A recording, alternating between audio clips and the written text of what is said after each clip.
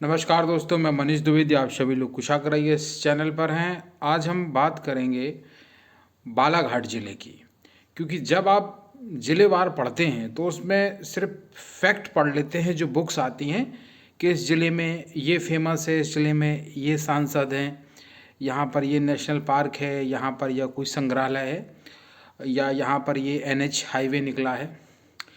तो ये 10-15-20 फैक्ट जो उस ज़िले से संबंधित होते हैं, यहाँ पर ये नदी परियोजना है, सिंचाई परियोजना है, ये तो आप पढ़ ही लेते हैं। लेकिन उसके बारे में एक ऐतिहासिक दृष्टि से, भौगोलिक दृष्टि से उसके चेंज क्या रहे, जिसमें वहाँ का पुरातात्विक स्थल से जुड़े जब प्रश्न आते हैं तो थोड़ा सा बच्चा तकलीफ़ करता है। इसीलिए आज हमने बालाघाट ज़िले को लिया, और बालाघाट ज़िले लेने का ये मेरा उद्देश्य है कि जो अभी मध्य प्रदेश सरकार द्वारा, भारत सरकार द्वारा जो नक्सलिज़्म को ख़त्म करने के लिए मुहिम चलाई गई, जिसमें आपने देखा होगा कि 20 वर्ष के टेन्योर से जो नक्सलिज़्म पूरी तरीके से समाप्त हुआ, वो तारीख भी आपने पढ़ी होगी। 11 दिसंबर 2025 को ये माना गया कि मध्य प्रदेश से पूरी तरीके से नक्सलिज़्म समाप्त हो गया है, और जो कुछ भी नक्सलिज़्म था वो थोड़ा बहुत बालाघाट ज़िले में ही था। और वहाँ से संबंधित घटनाएं भी देखी होंगी। 2018 या 19 में वहाँ से जो हिना कांवरे थी, मध्य प्रदेश की विधानसभा उपाध्यक्ष थी, वहाँ से विधानसभा सदस्य बालाघाट से आती थी, लांजी विधानसभा से, तो उन पर हमला भी हुआ था। और भी बहुत सारी घटनाएं छोटी देखने को वहाँ पर आती थी कि 4 CRP जवान शहीद हो गए या कुछ पुलिस वाले शहीद हो गए। तो ये जो मुहिम चलाई, इससे मध्य प्रदेश ने सफलता की एक बड़ा माइलस्टोन रहा, इसलिए बालाघाट ज़िले को हमने इसमें से चुना है। देखिए, बालाघाट ज़िले को लेके हम बात करेंगे कि 18वीं शताब्दी की शुरुआत से, क्योंकि जो आपका मध्य प्रदेश का जो गठन हुआ था 1956 में, उसमें जो सेंट्रल बरार एंड प्रोविजंस था और कुछ रियासतों से मिलकर जो हमारा एक पूरा सिस्टम बना था यहाँ का, तो उसके कारण ही हमने देखा कि जो ये वाला स्टेट था जो ब्रिटिश सरकार के अधीन था, और जो ग्वालियर था वो सिंधिया के अंडर था, इंदौर वाला जो था वो होलकर के अंदर था, विंध्य प्रदेश और बुंदेलखंड छोटी छोटी रियासतें थी यहाँ पर। बाद में इन सबको कंक्लूड करके ये हमारा मध्य प्रदेश बनता है। तो अब यहाँ से शुरुआत करेंगे हम। ये बेसिक पता आपको 18वीं शताब्दी से। 18वीं शताब्दी की शुरुआत में जो बालाघाट ज़िला था, ये ज़िला 2 गौंड साम्राज्यों के बीच में बटा था। 2 गौंड साम्राज्यों के बीच में बटा हुआ था। गौंड तो थे ही वहाँ, गौंड जनजाति तो थी, गौंड साम्राज्य भी था, लेकिन ये जिला 2 गौंड साम्राज्यों के बीच में बटा था। आप जानते हैं कि बालाघाट से बैनगंगा नदी प्रभावित होती है, जो बाद में गोदावरी में जाके मिल जाती है ना। प्राणहिता मल के बैनगंगा, पैनगंगा, प्राणहिता मिल के बाद में गोदावरी में मिल जाती है। तो जो गोदावरी का अपवाह क्षेत्र है, उसमें मध्य प्रदेश की मिलने वाली नदियों में ये नदियाँ आती हैं अपनी, है ना। पैनगंगा है, अपनी वर्धा है, ये भी मध्य प्रदेश से ही निकलती हैं। वर्धा और बैनगंगा निकलती है, कन्हन निकलती है यहीं से एक नदी, ठीक है। तो ये इसका जिक्र है। और आप वहाँ जानते ही हैं कि कौन सा नेशनल पार्क है, ये सब बातें आप जानते ही वहाँ पर।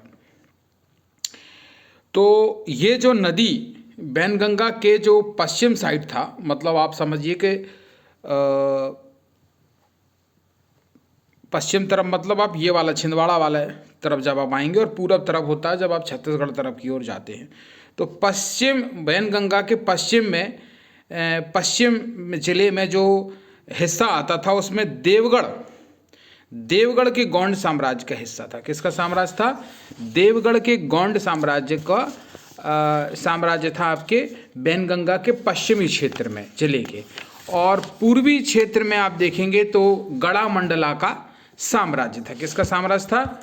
गड़ा मंडला का साम्राज्य था। तो क्योंकि जब आप ये गौंड साम्राज्य पढ़ते हैं, गौंड रियासत पढ़ते हैं, तो कन्फ्यूज़न होने लगता है कि गड़ा मंडला भी उधर ही मिल रहा है, ये मिल रहा है, ठीक है। तो यहाँ से इसलिए शुरुआत करी कि पूर्व में गड़ा मंडला साम्राज्य था, जो गौंडों की एक अलग ब्रांच थी, और देवगढ़ के गोंड जो अलग एक ब्रांच थी बैनगंगा के पूरब और पश्चिम की नदी से। भौगोलिक परिस्थिति यदि आपके दिमाग में आ गई हो मध्य प्रदेश के बालाघाट जिले की, तो ये चीज़ आपको समझ आ जाएगी। इसके अलावा हम एक चीज़ और देखेंगे कि अब यहाँ से थोड़ा सा हम आधुनिक की ओर बढ़ते हैं कि किस किस का कैसा कैसा यहाँ पर कब्जा रहा। हम यहाँ पर तारीख की बात करेंगे 1743 1743। 1743 में नागपुर के जो भोंसले थे या भोंसले उसे बोलते थे, नागपुर के भोंसले मराठा जो थे, भोंसले मराठा थे, जैसे आशा भोसले आपने सुना होगा, तो जो नागपुर के भोंसले मराठा द्वारा देवगढ़ साम्राज्य पर कब्जा कर लिया गया था 1743 में। और इसके तुरंत बाद जिले के उत्तरी खंड, मतलब जो नॉर्थ हिस्सा था जिले का, उस पर भी विजय प्राप्त की। और यह खंड गढ़ामंडला साम्राज्य के बाकी हिस्सों के साथ, जो नॉर्थ वाला एरिया था, नॉर्थ वाला एरिया और गढ़ामंडला साम्राज्य के बाकी हिस्सों के साथ 1781 में सागर के मराठा, सागर में भी मराठा थे, यहाँ भी मराठों का कब्जा था। यदि आप बुंदेलखंड रियासत पढ़ेंगे तो मिलेगा आपको कि सागर में भी मराठों का साम्राज्य था।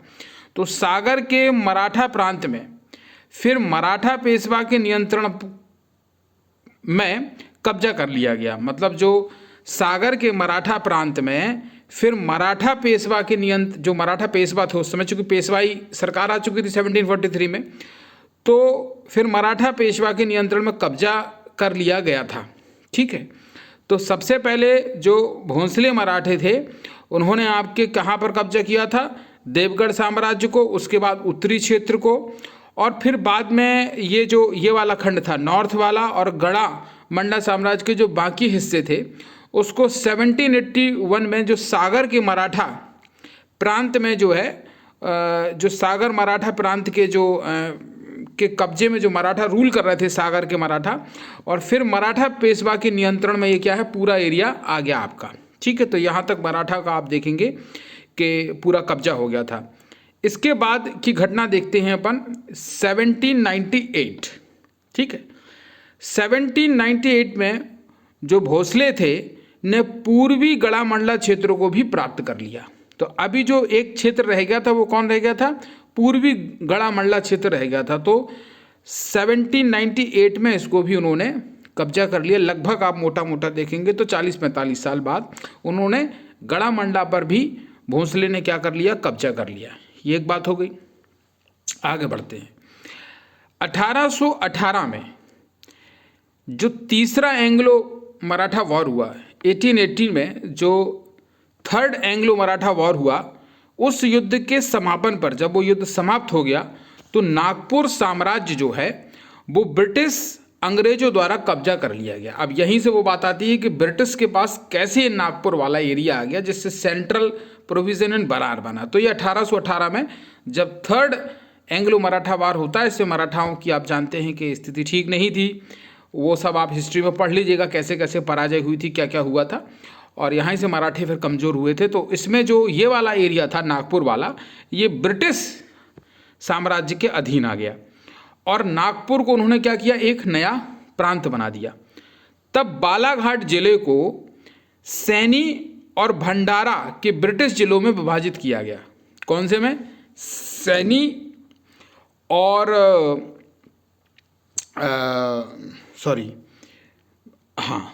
इसमें सैनी और भंडारा दो जिले, मतलब जो बालाघाट जिले को उन्होंने क्या किया? सैनी और भंडारा के ब्रिटिश जिलों में क्या कर दिया? विभाजित कर दिया।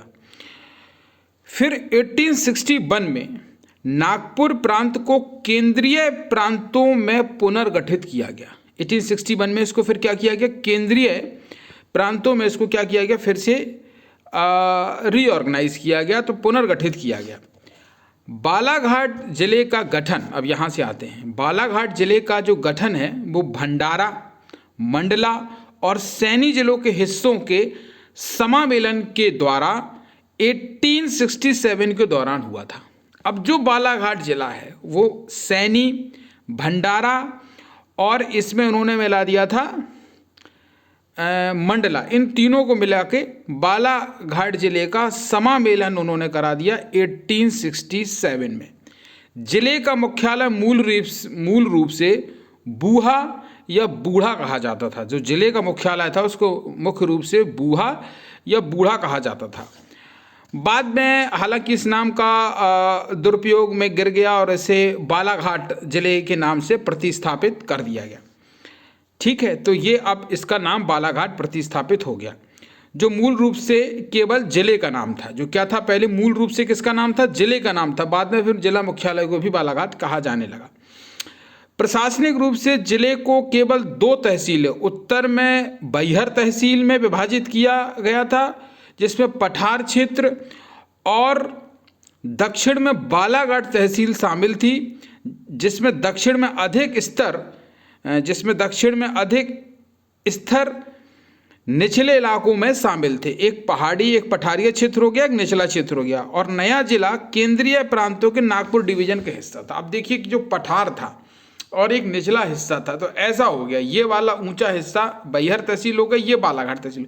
बैनगंगा झील आप देखिए साउथ डायरेक्शन में बहती है, क्योंकि ढाल किस तरफ है, साउथ डायरेक्शन तरफ, इसलिए आप देखिए वर्धा, कन्हन और वैनगंगा साउथ डायरेक्शन की ओर बहती है, क्योंकि ऊंचाई पे यहाँ पठार है, तो ढाल कैसा हो गया, ऐसा ढाल हो गया। आपका बात समझ पा रहे मेरी आप भौगोलिक परिस्थिति को देख के, ठीक है। और बाद में जो है नया जिला केंद्रीय प्रांतों के नागपुर डिवीजन का क्या है, नागपुर संभाग का हिस्सा था। 19वीं शताब्दी में अब आ जाते हैं। 19वीं शताब्दी के मध्य में जिले का ऊपरी हिस्सा हल्के ढंग से बस गया था और कुछ दूर दराज के समय से जो पत्थरों को काट कर एक सुंदर बौद्ध मंदिर का निर्माण भी हुआ था, और इससे बौद्ध सभ्यता जो मंदिर वहाँ पर बने, तो एक वहाँ पर जो पत्थरों को काट के निर्माण करने का जो एक सभ्यता थी, उसका भी यहाँ से ऐतिहासिक प्रमाण मिलता है कि शायद वहाँ पर पत्थरों को काट के जो बौद्ध मंदिर मिला है, तो इस तरीके की चीज़ें यहाँ पर रही हों। और बट ऐतिहासिक समय से ये पहले गायब हो गया और उसके ज़्यादा साक्ष्य वहाँ से मिले नहीं। जिले के पहले डिप्टी कमिश्नर जो बने थे वो कर्नल ब्लूमफील्ड को जिले के पहला डिप्टी कमिश्नर बनाया गया था। बालाघाट जिले के अग्रणी या निर्माता के रूप में माना जाता है कर्नल ब्लूमफील्ड को। ये योगदान उनका बालाघाट जिले के लिए रहा। कर्नल ब्लूमफील्ड को बालाघाट जिले का निर्माता माना जाता है, जिन्होंने वाईरंगा घाटी से पमार राजपूत के साथ बैहर तहसील के निपटारे को प्रोत्साहित किया। उस समय एक लखमेन पमार ने परसवाड़ा पठार के पहले गांव की स्थापना की। मलाजखंड एशियाई क्षेत्र में सबसे लोकप्रिय तांबे की खान है, आप जानते ही हैं ये फैक्ट, और परसवाड़ा पठार भी आप जानते हैं, ठीक है। इसके अलावा आप देखेंगे इसमें लखमेन पमार का नाम आता है, जिन्होंने वहाँ पर पहले गाँव को स्थापित किया। अब आते हैं 1868 से 1869 में बारिश 1 महीने पहले बंद हो गई, जिससे निम्न भूमि चावल की फसल और अकाल की विफलता हुई, है ना। जिला 1896 और 1897 के अकाल से बहुत गंभीर रूप से पीड़ित था, क्योंकि अब देखिए बारिश 1 महीने पहले बंद हो गई, तो जो चावल की वहाँ फसल होती थी तो वो उतनी अच्छी उत्पादित नहीं हुई। तो ये चीज़ देखने को आई। वहाँ पर आप जानते हैं कि काली मूछ नाम का एक जीआई टैग का चावल है, शायद काली मूछ, मैं एग्जैक्ट याद नहीं कर पा रहा हूँ, काली मूछ बालाघाट का ही है कि कोलकाता का, आई थिंक बालाघाट का है, काली मूछ नाम से आता है, हाँ जी हाँ बालाघाट का है। तो वहाँ धान बहुत होता है, क्योंकि भौगोलिक परिस्थिति आप देखेंगे जो दक्षिण पश्चिम मानसून आता है तो वहाँ लगभग 250 से 300 सेंटीमीटर तक बारिश हो जाती है। 200 से 250 तो अमूमन हो ही जाती है वहाँ, तो बारिश वहाँ अच्छी होती है। सबसे ज़्यादा बारिश भी बालाघाट जिले में इसलिए होती है, दक्षिण पूर्वी हिस्से में मध्य प्रदेश से क्वेश्चन कई बार MPPSC में आया है, तो इसीलिए वहाँ चावल की फसल अच्छी होती है। तो अब ये 1896 और 1897 में अकाल से बहुत गंभीर रूप से वो पीड़ित हो गया, क्योंकि फसल वहाँ पर हुई नहीं। जब सभी फसलों का उत्पादन सामान्य रूप से केवल 17% गिर गया, तब 1899 और 1900 में जिला फिर से पीड़ित हुआ, जब चावल की फसल फिर से विफल रही, जो सामान्य रूप से केवल 23% गिर गई। तो इस हिसाब से जो एक में जो जनगणना या जो जनसंख्या थी वहाँ, वो लगभग 3,26,000 के समथिंग वहाँ की जनसंख्या थी, जो अकाल के प्रभाव के कारण 1981 से 1901 के दशक में 15% तक घट गई। मतलब वहाँ अकाल से लोग मारे गए भूख से। तो ये दर्शाता है 20वीं सदी की शुरुआत में जिले में केवल 15 मील मतलब 24 किलोमीटर पक्की सड़कें थी। साथ ही वहाँ पर 208 मील मतलब 335 किलोमीटर बिना सवार सड़कों के जिले के माध्यम से जबलपुर गोंदिया रेलवे लाइन जिले में 6 स्टेशनों के साथ 1904 में पूरी हुई। तो आप ये एक फैक्ट ये हो गया कि 1904 में वहाँ पर रेल लाइन भी प्रारंभ हो गई, जो जबलपुर से गोंदिया रेलवे लाइन वहाँ पर बनी। 1947 में अब आज़ाद हो जाता है यहाँ पर देश, एक फैक्ट मिलने के बाद। 1947 में भारतीय स्वतंत्रता के बाद मध्य प्रांत और मध्य प्रदेश का भारतीय राज्य बन गया और 1956 में बालाघाट जिले मध्य प्रदेश के जबलपुर डिवीज़न का हिस्सा बन गया। जब गोंदिया, भंडारा और नागपुर जिलों सहित बालाघाट के दक्षिण में जिलों को बॉम्बे राज्य में क्या कर दिया गया, स्थानांतरित कर दिया गया। बालाघाट जिला वर्तमान में लाल गलियारे का हिस्सा है, जो मैंने बताया रेड टेप जो यहाँ पर नक्सलिज्म है। बालाघाट जिले का गठन भंडारा, मंडिया और सैनी जिलों के कुछ हिस्सों के समावेलन के दौरान 1867 से 1873 के दौरान हुआ था। इसका नाम घाटों के ऊपर दर्शाता है और इस तथ्य के कारण ही जिले बनाने में सरकार का मूल उद्देश्य घाटों के ऊपर के इलाकों के उपनिवेश को प्रभावित करना था। जिले के मुख्यालय को मूल रूप से बुर या बूढ़ा कहा जाता था। बाद में हालांकि इस नाम का जो उच्चारण है वो बालाघाट द्वारा प्रतिस्थापित हुआ। बालाघाट जिले के बहुत प्राकृतिक सौंदर्य, खनिज जमा और जंगलों के साथ समृद्ध भी है। बालाघाट के नामांकन के लिए कई कहानियाँ बताई गई हैं। बुद्ध, यह नाम 1743 से 1751 समय अवधि के इतिहासकारों द्वारा कहा गया है कि बुद्ध की वजह से इसका नाम बालाघाट पड़ा। बालाघाट भंडारा डिस्ट्रिक्ट के नीचे आता है। रघुजी पहले मराठा हैं जो इस जगह किरणपुर साइड से आए थे। कौन से यहाँ पर मराठा आए थे? रघुजी आए थे। फिर 1845 में डलहौजी ने गोद लेने की जब परंपरा शुरू की और जब गोद लेने की उन्होंने प्रथा शुरू की, तो इस परंपरा के माध्यम से गोद सम्राटों के राज्यों को ब्रिटिश राज्यों में जोड़ा गया। तो उस समय इस जगह का वास्तविक नाम बरह घाट था। इस नाम को ठीक करने के लिए 1911 से पहले उस समय राजधानी कलकत्ता की राजधानी को एक प्रस्ताव भेजा गया था और बरह घाट नाम का नाम है क्योंकि पहाड़ियों के सभी नामों में घाट शब्द होता है, जिसमें मासेन घाट, कंजाई घाट, रणराम घाट, बस घाट, डोंगरी घाट, सेलन घाट, भिसाना घाट, सालेटेरी घाट, डोंगरिया घाट, कवारगढ़ घाट, अहमदपुर घाट, तेपागढ़ घाट महत्वपूर्ण है। जब यह शब्द कलकत्ता को भेजा गया तो यह ANGL शब्द के साथ विलय हो गया और नाम बारा घाट था। जब इसे वहाँ से वापस कर दिया गया तो नाम L शब्द में बदल गया। तो आप जानते हैं इसका नाम क्योंकि बालाघाट का मतलब आर की स्थिति में था, जिसकी अनुमति थी और जिले का नाम बालाघाट के रूप में मिला। 1 नवंबर 1956 को मध्य प्रदेश का ये बालाघाट जिला आपका बन जाता है। अब यहाँ से कुछ और पुरातात्विक फैक्ट की बात करते हैं।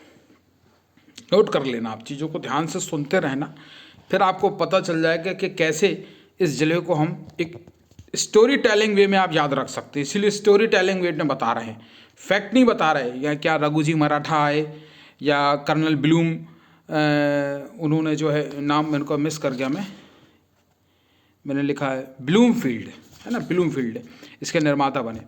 अब यहाँ पर थोड़ी बात करते हैं आसपास के क्षेत्रों में जो पुरातात्विक दृष्टि से महत्वपूर्ण है, जहाँ से फैक्ट आपके एग्जाम में बन सकते हैं।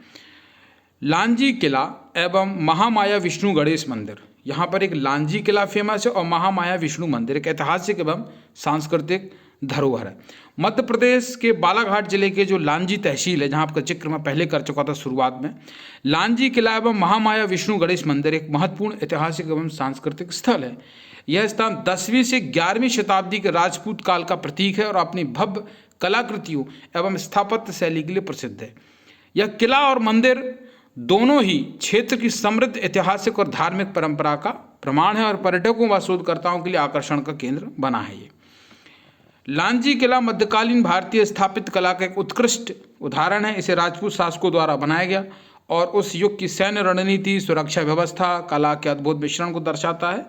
किले की विशाल दीवारें, गुप्त सुरंगें और भव्य प्रदेश द्वार की भव्यता को प्रकट भी करते हैं। महामाया विष्णु मंदिर के बारे में देखेंगे तो आध्यात्मिक और कलात्मक का ये भव्यता लिए हुए है। मंदिर की दीवारों पर वो हिंदू देवी देवताओं के दृश्य हैं, तो ये यहाँ से लगता है कि हाँ ठीक है। अब हम इसमें देखेंगे कि जो दीवारों पर अद्वितीय कलाकृतियाँ हैं, यहाँ पर लांजी किला और महामाया विष्णु गणेश मंदिर की दीवारों पर की गई राजपूत कालीन शिल्प कला अद्वितीय है। इन कलाकृतियों में विभिन्न देवी देवताओं, महाकाव्यों और दृश्यों और युद्धों की गाथाओं को चित्रित किया गया। यह स्थान मध्यकालीन भारतीय संस्कृति और जीवन शैली को समझने के लिए महत्वपूर्ण केंद्र है शोधकर्ताओं के लिए। फिर आपके लिए महत्वपूर्ण दो ही चीज़ है कि यहाँ पर लांजी किला और महामाया विष्णु गणेश मंदिर है। फिर यहाँ पर जो महत्वपूर्ण एक स्थान और है वो है कोटेश्वर महादेव मंदिर। कोटेश्वर महादेव मंदिर लांजी में है। ये एक भव्य पर्यटन स्थल है वहाँ के। बालाघाट जिले के लांजी तहसील में स्थित जो कोटेश्वर महादेव मंदिर है एक भव्य ऐतिहासिक और आध्यात्मिक स्थल है। 12वीं शताब्दी में निर्मित हुआ था और भगवान शिव को ये समर्पित है। यह प्राचीन मंदिर अपनी उत्कृष्ट वास्तुकला, धार्मिक महत्व को लिए हुए है और यहाँ हजारों श्रद्धालु और पर्यटक पवित्र स्थान पर आते हैं। तो कोटेश्वर महामंदिर का जो निर्माण मध्यकालीन में हुआ था, तो यहाँ पर एक शिवलिंग है, ये इसका एक महत्वपूर्ण रोल है यहाँ पर। इसके बाद हम यहाँ पर देखेंगे कि प्राकृतिक सौंदर्य और पर्यटक का आकर्षण यहाँ पर हम देखेंगे क्या है यहाँ पर। तो यहाँ पर हम देखेंगे हट्टा की बावली, है ना। तो ये जो हट्टा की बावली है ये घने हरे भरे जंगलों के बीच में है। इसका थोड़ा विवरण मैं दे देता हूँ। इस बावली का निर्माण हट्टा ग्राम के प्राचीन किले में किया गया था, इसलिए इसका नाम हट्टा की बावली पड़ गया। हेहे वंशीय राजाओं ने, जो हेहे वंशीय राजा थे, हेहे वंशीय राजाओं के द्वारा गोंड राजा हटे सिंह वल्के, कौन राजा थे? गोंड राजा हटे सिंह वल्के ने इस बावली का निर्माण कराया था। ठीक है, इसको फिर से बताता हूँ। हेहे वंशीय राजाओं के बाद, जब हेहे वंश का शासन था, उसके बाद जब यहाँ पर गोंड वंश के राजा आए, हट्टे सिंह वाल्के ने इस बावली का निर्माण कराया। माना जाता है कि हट्टे सिंह वाल्के ने राजा होने के कारण इस गांव का नाम हट्टा रखा गया। राजा हट्टे सिंह ने गर्मी के दिनों में सैनिकों को छिपने, पेयजल, स्नान और आराम करने के लिए बावली में, बावड़ी ही बोलते थे, का निर्माण कराया। गोंड काल के बाद मराठा शासक और भोंसले साम्राज्य में भी इसका उपयोग होता रहा।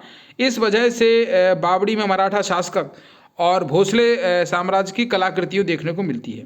माना जाता है कि इस बावली के अंदर सुरंग है, मीन्स बावड़ी ही उच्चारण होता है, बावली भी वहाँ पर मिल रहा है लिखा, जो लांजी का किला तथा मंडला के किले को जोड़ता है। ऐसा माना जाता है कि लांजी के किले और मंडला के किले को ये सुरंग अंदर ही अंदर जोड़ती है।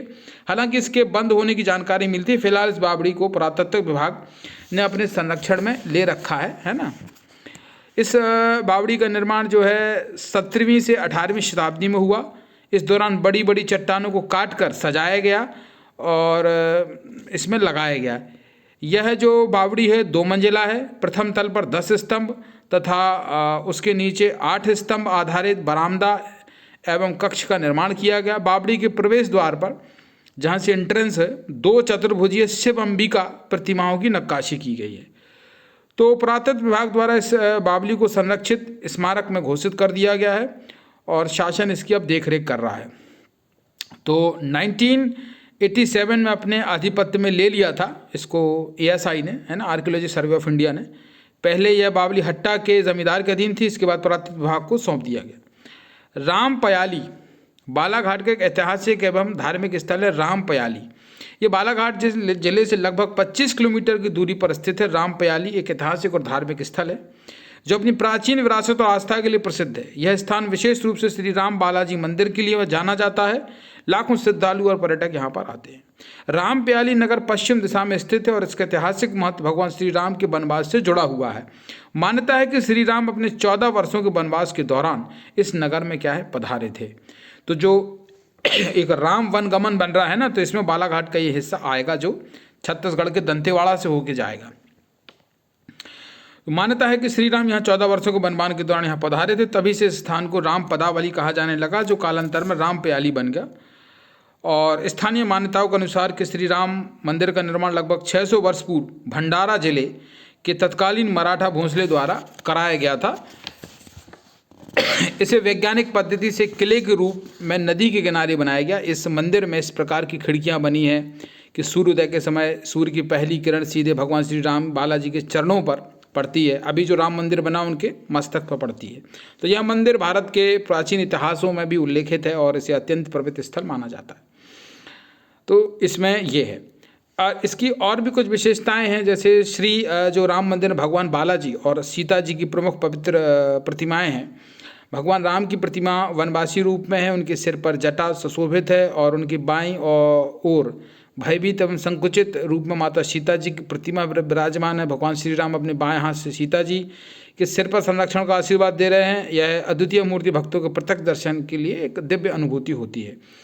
और प्रत्येक वर्ष कार्तिक मास की पूर्णिमा को इस मंदिर में 7 दिवसीय भव्य मेले का आयोजन होता है। पूर्णिमा की रात भगवान बालाजी को समर्पित 15 दीपक विशुद्ध घी से जलाए जाते हैं। यह मेला चंदन नदी के तट पर आयोजित होता है। याद रखने वाली बात यह है कि कार्तिक मास में मेला लगता है 7 दिवसीय और चंदन नदी के तट पर आयोजित किया जाता है। इसे दूर दूर से आए लाखों श्रद्धालु सम्मिलित होते हैं। चंदन नदी, कार्तिक मास में मेला और राम जी यहाँ पधारे थे। तो ये 4-5 फैक्ट यहाँ से आपके लिए बन जाएंगे।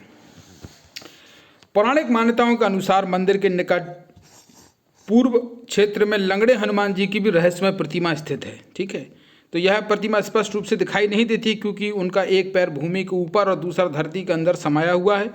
वर्षों पूर्व इस प्रतिमा को मंदिर में स्थानांतरित करने का प्रयास किया गया था, लेकिन खुदाई के दौरान 50 फीट की गहराई तक उनका दूसरा पैर नहीं मिला। तब हनुमान जी ने स्वप्न में दर्शन देकर यहीं रहने की इच्छा जताई और कहा कि यदि मंदिर बनाना हो तो प्रतिमा के निकट ही बनाए। भक्तों का मानना है कि हनुमान जी का एक पैर पाताल लोक तक विस्तृत है और ये सब किंवदंतियां हैं, आप जानते हैं इसमें क्या सच्चाई, श्रद्धालुओं का श्रद्धा है ना। ये बालाघाट जिले से कुछ महत्वपूर्ण फैक्ट थे जो इसको स्टोरी टेलिंग वे में हमने बताया कि कहाँ से कैसे कैसे शुरू हुआ आधुनिक काल तक और क्या क्या इसमें फैक्ट है।